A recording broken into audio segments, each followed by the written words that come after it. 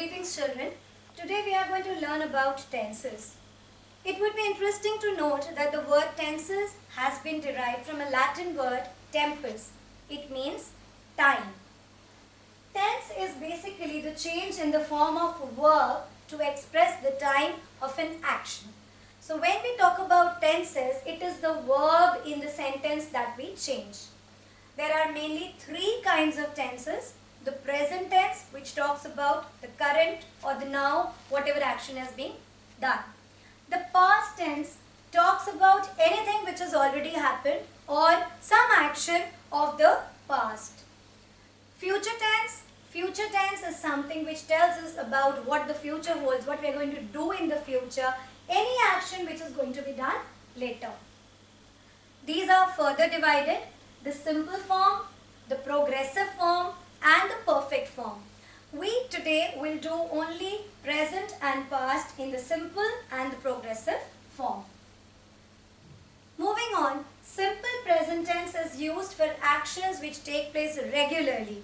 The actions which are habits, universal truth, factual information which cannot be changed. Some of them can be habits, like I drink coffee every day, something you do every day. I come to school daily. I get up at 7 a.m. in the morning every day. Or they usually eat dinner at home. Or certain actions which are true in the present. Like for you it can be I am a student. Or for me, I am a teacher. My father works in a bank. Certain actions which hold true for the current scenario. General facts and truth. Truths that we cannot change. Water boils at 100 degrees Celsius. The earth revolves around the sun. The earth is not flat. The grass is green. The sky is blue. So all these actions which cannot be changed, which holds true for all the seasons, or it is there every time. So those are the scientific truths which cannot be changed, are also always spoken in the simple present tense. We also use simple present tense for proverbs and even timetables. You do not change a timetable. For example, a train comes on time, or the scheduled time for this particular train is this time. So even if we are talking about the future, we always use simple present tense to denote such actions. Moving on to the progressive tense, which is also called the continuous tense. Here you will note that we use a helping verb. In the simple present tense, we always use the root verb. Added on to it is E or ES along with the subject. But in case of the progressive tense, we use a helping verb, which is also called the auxiliary verb. And we add ing to the root verb. And this word, that is mewing, riding, jumping, barking, these are called the present participles. So when we add, the rule for such sentence is subject along with the helping verb, which was is, am or are, along with the present participle is what is used to denote a present continuous tense. Let us quickly look at some of the examples. The cat is mewing. The subject is cat. Is the helping verb. Mewing is the root verb mew. Added on to it is ing. Brenda is riding her bike. Brenda is doing some action and which she is doing right now. The word continuous tells us that the action is in progress. So Brenda is doing what? She is riding her bike, an action which is being done. The girl is jumping rope. The dog is barking. Moving on to the past tense, let's do a simple past tense. Simple past tense denote action which stands completed. As you can read, simple past tense denotes an action of the past or an action which stands completed. It is done. You have all eaten your breakfast. So you ate breakfast, an action which is already done. So let us look at these use or the second form of verb.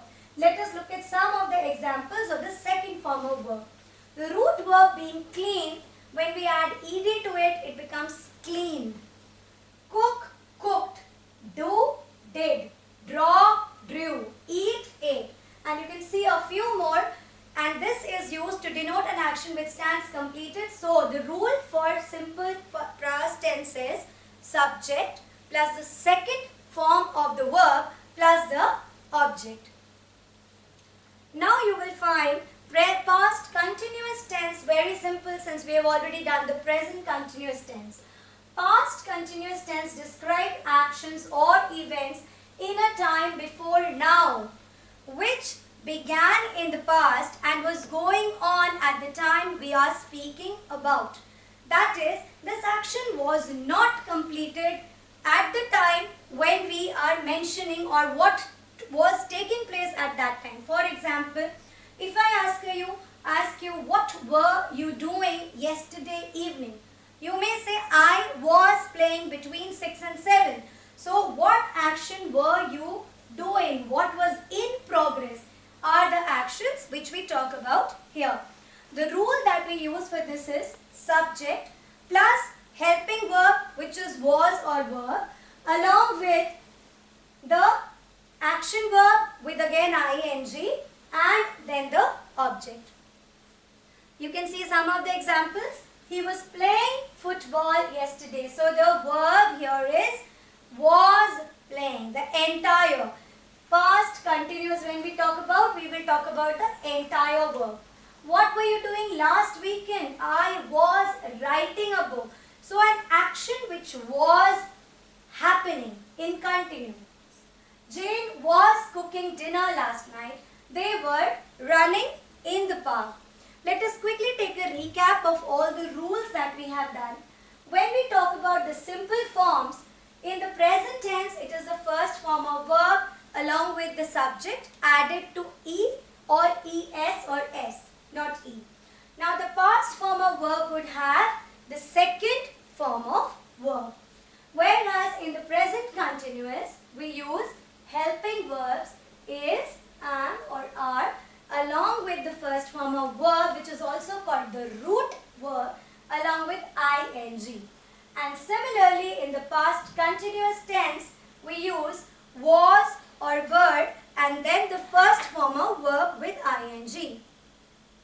Let's quickly see some of the examples. Usages describes an action which is already completed, simple past tense, or can be used with or without adverbs of time. That is yesterday, day before, so and so. Or I went to Egypt, he drank his whiskey almost bottoms up. That is something which is used with an adverb. Then continuous tense, which expresses an action which is in progress right now. Whereas for the present tense, habits or describes a future event which you may plan but which does not change with time, which is timetable. These actions denote actions which were going on in the past. Now it's time for some exercise. Bye till we meet again.